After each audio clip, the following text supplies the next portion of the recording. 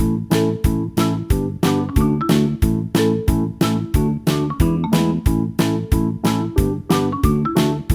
बच्चों, कैसे हैं आप सभी। मैं आशा करती हूँ आप सभी लोग स्वस्थ और प्रसन्न होंगे। आज हम हमारा पाठ क्रिया यानी वर्ब को पढ़ेंगे और समझेंगे। तो आइए इस पाठ को प्रारंभ करते हैं। यह है हमारा पाठ 9 क्रिया वर्ब। तो क्रिया क्या होती है? तो क्रिया को अगर मैं बोलचाल की भाषा में आपको समझाऊं तो क्रिया यानी कुछ भी करना क्रिया है।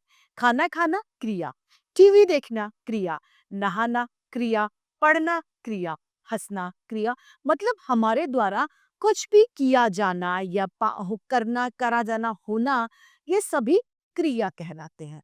आइए इसको पढ़ते हैं। यह दर्जी की दुकान है।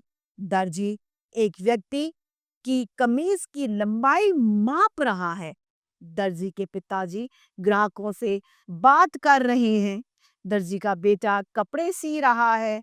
दर्जी की पत्नी कपड़े काट रही है। इस वाक्य में मापना, कर रहे हैं, सी रहे हैं और काट रही है शब्दों से किसी काम के करने या होने का हमें पता चल रहा है। यानी कुछ ना कुछ कार्य हो रहा है, यानी ये क्रिया है।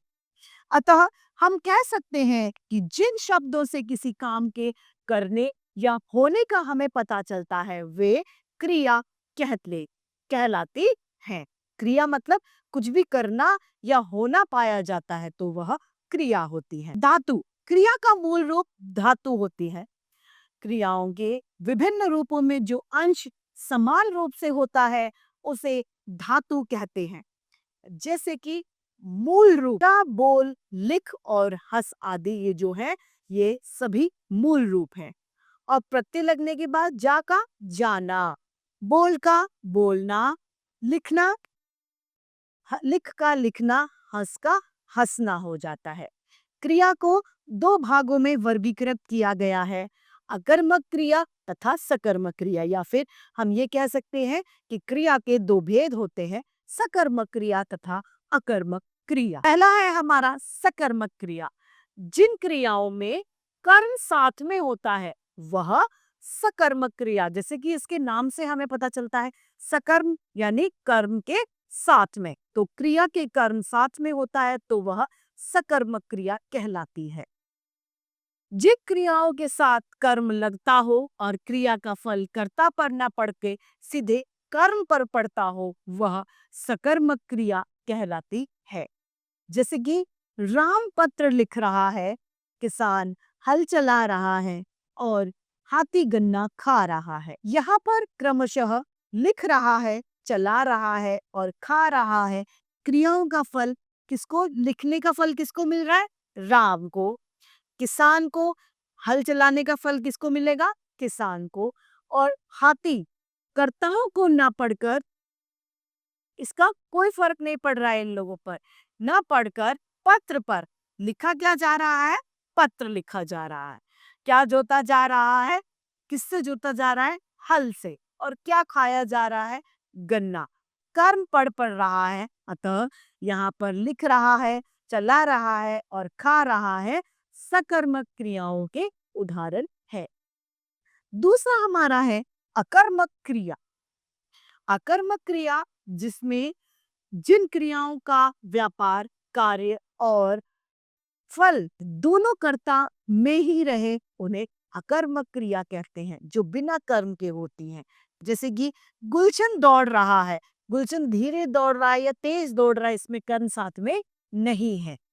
मोर नाच रहा है, अच्छा नाच रहा है, बुरा नाच रहा है, तेज नाच रहा है, इसमें कर्म साथ में नहीं। विवेक नहा रहा है। यहाँ पर जो चित्र दिए गए हैं इनमें क्रमशः दौड़ना, नाचना और नहाना, फल और कर्म दोनों क्रमशः गुलशन, मोर और विवेक कर्ता में ही समाहित हैं। इनमें कोई कर्म नहीं है, अतः दौड़ता है, नाच रहा है और नहा रहा है, ये तीनों अकर्मक क्रियाओं के उदाहरण है। सकर्मक और अकर्मक क्रियाओं की पहचान कैसे होगी? क्रिया के साथ क्या किसको लगाकर यदि प्रश्न पर प्रश्न करने पर उचित उत्तर मिल जाता है तो आपको समझ जाना चाहिए कि क्रिया सकर्मक होगी। यदि कोई उत्तर आपको नहीं मिलता है तो वह क्या होगी? अकर्मक क्रिया। यदि आपको जवाब मिल जाता है तो सकर्मक, और यदि आपको कोई जवाब नहीं मिलता है तो वह क्या कहलाएगी? वह अकर्मक क्रिया में समझ जाए। पहला, हाथी गन्ना खा रहा है। अब हम क्या पूछ सकते हैं? हाथी क्या खा रहा है? तो हमें उत्तर क्या मिलेगा? गन्ना खा रहा है। इसका मतलब ये सकर्मक क्रिया है। हमें जवाब सही मिल गया, यानी ये सकर्मक क्रिया है। दूसरा है हमारा, चीता दौड़ रहा है। चीता क्या दौड़ रहा है? हमें कोई उत्तर नहीं मिला। तेज दौड़ रहा है, धीमे दौड़ रहा है, मध्यम दौड़ रहा है, कोई उत्तर नहीं मिला है हमें। अब तो ये अकर्मक यानी बिना कर्म की क्रिया है। अतः यह अकर्मक क्रिया का उदाहरण है।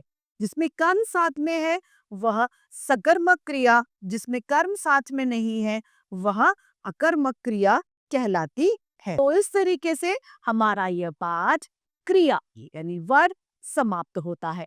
मैं आशा करती हूँ आप सभी को यह पाठ भली भांति रूप से समझ में आया होगा। आज के लिए इतना ही, फिर मिलते हैं। धन्यवाद।